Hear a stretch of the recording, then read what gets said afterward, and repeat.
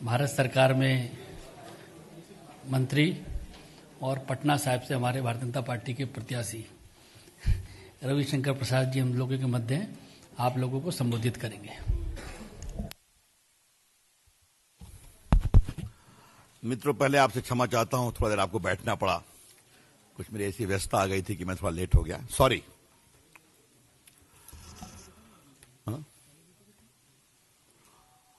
एक वीडियो पहले दिखाएंगे, फिर चल दिखा लिया।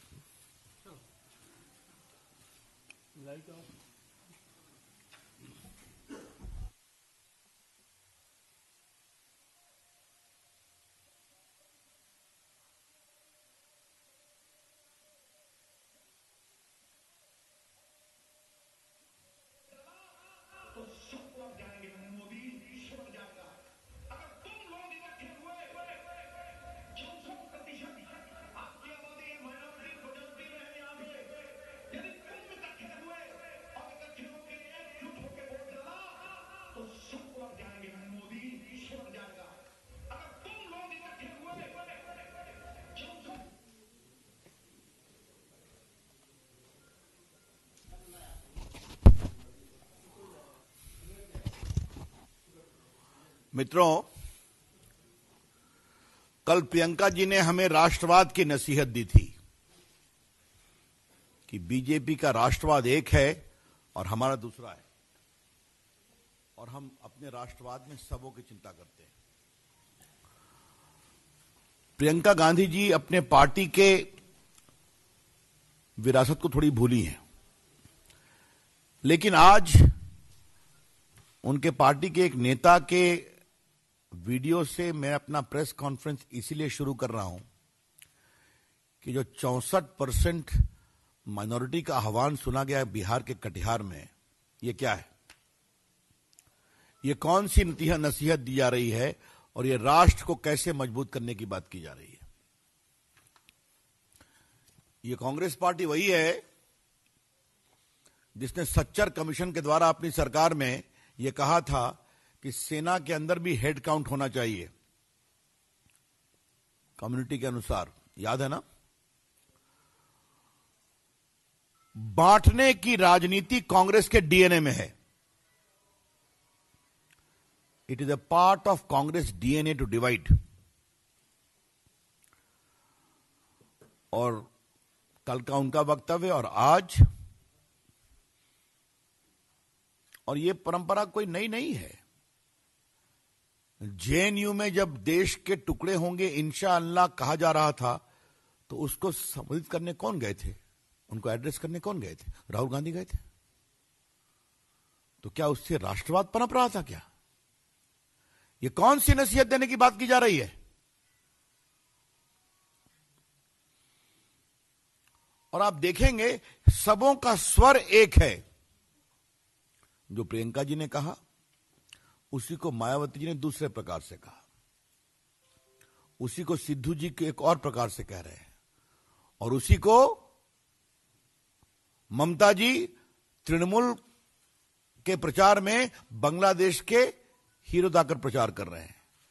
अब वीसा लिया कि नहीं, बाकी लिया कि नहीं, वो एक अलग विषय।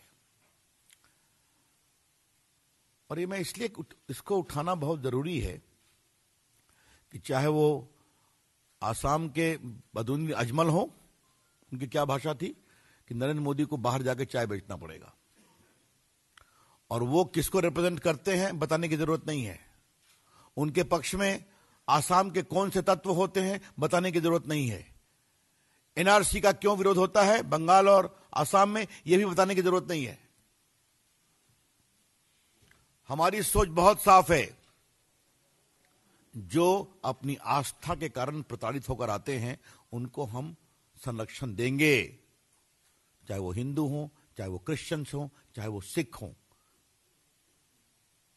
लेकिन जो भारत में गलत तरीके से घुसने की कोशिश करता है उसका हम विरोध करते हैं।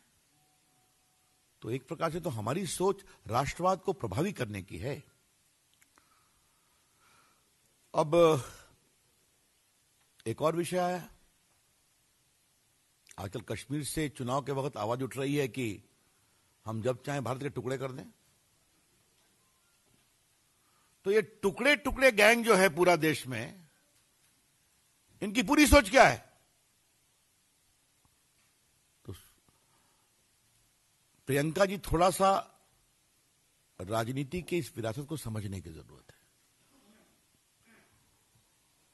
और मैं तो मानता हूं कि वायनाड राहुल गांधी जी का जाना भी उसी राजनीति को प्रोत्साहित करना है जिसकी चर्चा अभी मैं कर रहा हूं, क्योंकि वो अपने को अमेठी में सुरक्षित महसूस कर रहे हैं।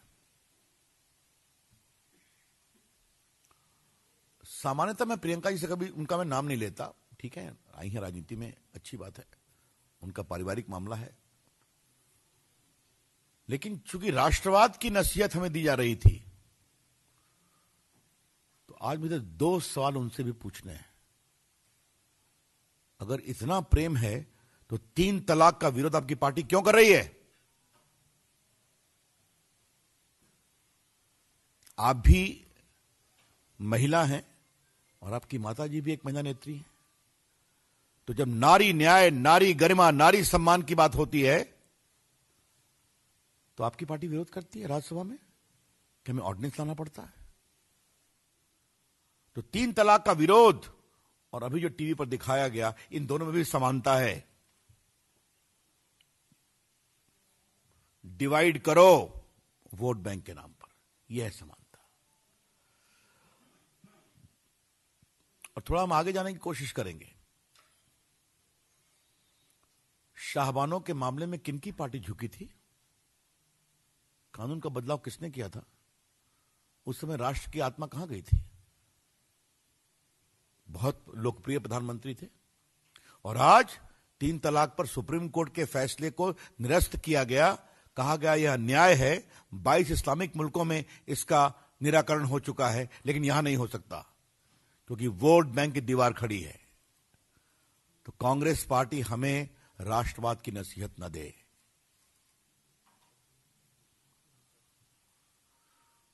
मुझे कांग्रेस पार्टी से 3-4 सवाल पूछने हैं। आजाद भारत से आज तक कभी सेना की शहादत का सबूत नहीं मांगा गया। आज प्रियंका जी, आपके भाई और आपकी पार्टी सबूत मांग रही है कि बालाकोट हुआ कि नहीं, और उरी को आपके भाई ने खून की सौदागरी कहा था। यह राष्ट्रवाद है क्या? यह बताया जाए। देश के बहादुर जवानों की शहादत का सबूत मांगना राष्ट्रवाद है क्या? यह बताया जाए।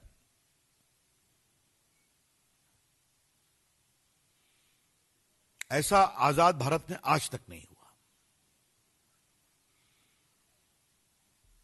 इसलिए हमें गर्व है और हम इस चुनौती को स्वीकारते हैं कि इस बार के चुनाव में राष्ट्रवाद, राष्ट्रीय सुरक्षा, राष्ट्रीय स्वाभिमान और राष्ट्रीय आत्मसम्मान एक बहुत बड़ा मुद्दा बनकर उभरा है और देश की जनता उसका जवाब देगी। We are very assured to note that because of these comments of the opposition leaders seeking evidence of sacrifice and valor, and the way they have sought to question the tough action against terrorism, nationalism, national security, national self-confidence, and national self-respect all has come in the center of discourse of this campaign. And we welcome that. And the people of the country are going to respond to it. ये बात बतानी इसलिए जरूरी थी, कृपया भाजपा को राष्ट्रवाद की नसीहत न दी जाए। हमारी विचारधारा में आते ही हमें एक बात सिखाई जाती है, तेरा वैभव अमर रहे मां, हम दिन चार रहे न रहे। और प्रियंका जी, आपकी आज की कांग्रेस पुरानी कांग्रेस नहीं है। मुझे मालूम है राष्ट्रीय आजादी के आंदोलन में कांग्रेस के लोगों ने भाग लिया। हाँ। आपकी आज की कांग्रेस टुकड़े टुकड़े गैंग को प्रोत्साहित करती है, सेना की शहादत पर सबूत मांगती है। और जब सेना उरी में विजयी होकर आती है तो कहते हैं ये खून की सौदागरी बंद की जाए। ये है आपकी पार्टी की वर्तमान हैसियत। इसलिए कृपया करके कांग्रेस पार्टी की विरासत का दावा करके राष्ट्रवाद की नसीहत हमें न दी जाए। मित्रों, अपनी ओर से हमें इतना ही कहना था। अब इस संदर्भ में आपके कोई सवाल होंगे तो मैं उसका उत्तर दूंगा।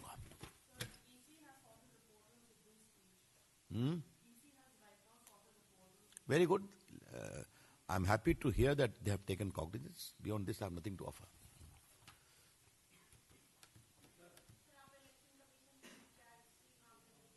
जी, अब बाकी उसके बारे में पार्टी तय करेगी।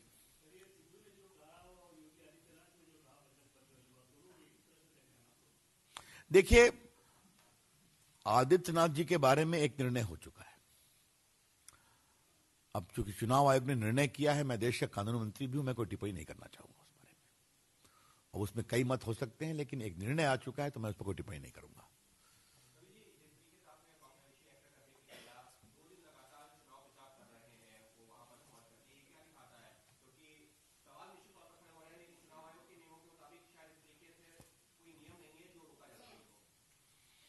देखिए, पहली बात यह है कि आप पत्रकारों पर कोई पाबंदी तो नहीं है।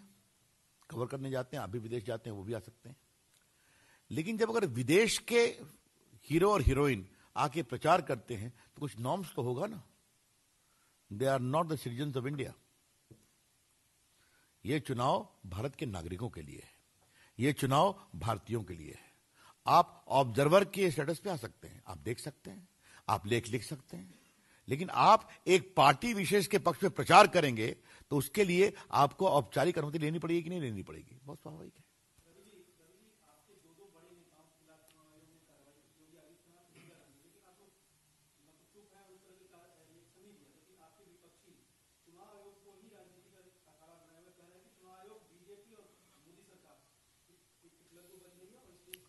ऐसा है कि इसका उत्तर मुझे नहीं देना है। ये कौन सी नई बात है? सुप्रीम कोर्ट के मामले पर उन्होंने क्या कहा था, झूठ बोला था, मैं प्रेस कर चुका हूं, इसलिए मैं दोबारा रिपीट नहीं कर रहा हूं। कल ही प्रेस किया था कि सुप्रीम कोर्ट के आदेश को तोड़ मरोड़ को किसने प्रस्तुत किया। इलेक्शन कमीशन पर बार बार ईवीएम को लेकर कौन उठाता है बातें। अभी वो जीते छत्तीसगढ़ में, अभी जीते मध्य प्रदेश में, अभी जीते राजस्थान में, तो ईवीएम ठीक है। लेकिन जब कोई हार रहा है आंध्र प्रदेश में और देश में हार होने वाली है तो अभी ईवीएम खराब है। ये कौन सी राजनीति है? इसलिए क्या कहा सेना अध्यक्ष के बारे में कांग्रेस के नेताओं ने, क्या कहा था, ये आपने देखा है। लेकिन जो लोग संस्थाओं का और लोकतांत्रिक प्रक्रियाओं का सबसे अधिक माखौल उड़ाते हैं वो हमारे ऊपर कह रहे हैं कि संविधान कमजोर हो रहा है। ये भी देश देख रहा है। मैं शत्रुघ्न सिन्हा पर आज तक कोई कमेंट नहीं करता हूं। तो जब मैंने उन पर कमेंट नहीं किया तो मैं उनकी पत्नी पर कमेंट करूंगा, यह सोचना बेकार है।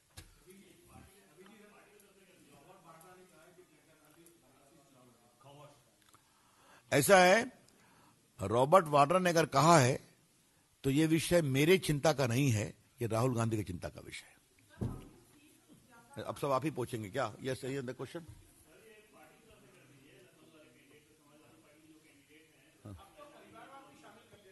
हाँ, अब मैं मुझसे इस पर सवाल ना पूछिए, बाकी प्रवक्ताओं से पूछ लीजिएगा। हाँ हाँ, I think I am not supposed to comment. It is a matter of Rahul Gandhi's consideration. Thank you.